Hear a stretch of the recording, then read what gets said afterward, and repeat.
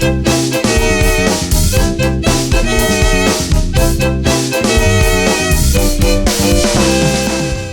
everybody and welcome. My name's Alison, the online piano and the online violin tutor. Today I'm just going to be talking about trills for you on the violin.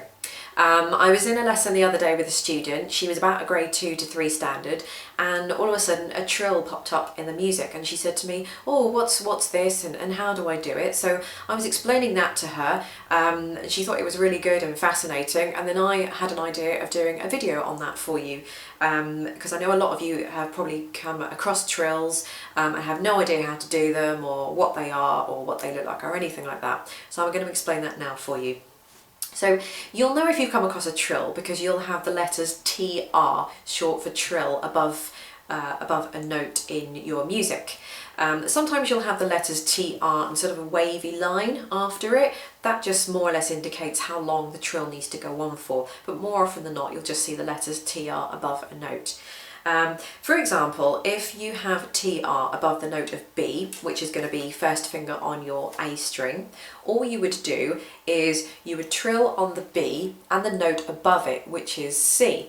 And all you would do is play the B and the C in rapid succession after each other. So you'll keep the B down and then you'll just lift the second finger for the C up and down very quickly. So you'll get something that looks like this. And basically that's a trill. To start with, you'll probably find that you might not be able to trill that fast. It'll be a little bit stop-start, or you might not be able to keep it up for very long. But trilling is a little bit like vibrato. It's sort of little and often. The more you do it, the longer you'll be able to go for and the better it'll sort of get. So just keep trilling and your fingers will get used to the action as well. What you don't want to do is lift up the first and the second, because you won't be able to keep the movement up because the hand's working too hard. So keep the lower note down and just take the second or the higher note on and off, and that's a trill. Alternatively, if you were trilling with a C sharp, for example, if the trill was above a C sharp, then you would be trilling with the C sharp and the note above it, which is D. So you keep the C sharp down and I'm just lifting up the third finger so I can get a C sharp D, C sharp D, C sharp D.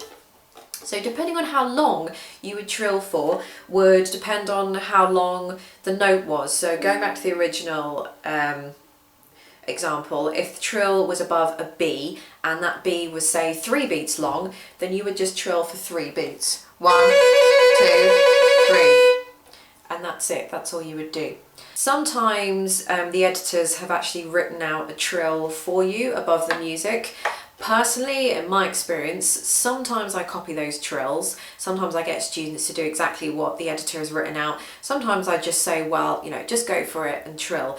I sort of think that as long as a trill sounds trill-like and it's not too long, it's not too short, you're not doing anything silly with it, anything like that, it still sounds musical, then I think it's absolutely fine. A trill is a trill at the end of the day. Sometimes if you get lower grades or sort of more beginner type music, the trill might be written out for you, just to sort of give you an idea. When you get to more advanced music, more often than not the trill isn't written out for you, so you would have to sort of trill off your own back anyway.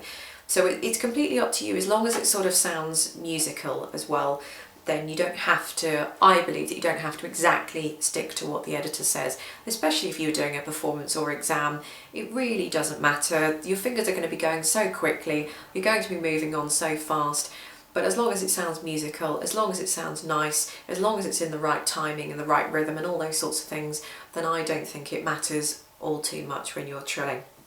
So I think that's it on trills. If you have any questions, leave them in the comment bar underneath, and I'll try and get back to you as soon as I can.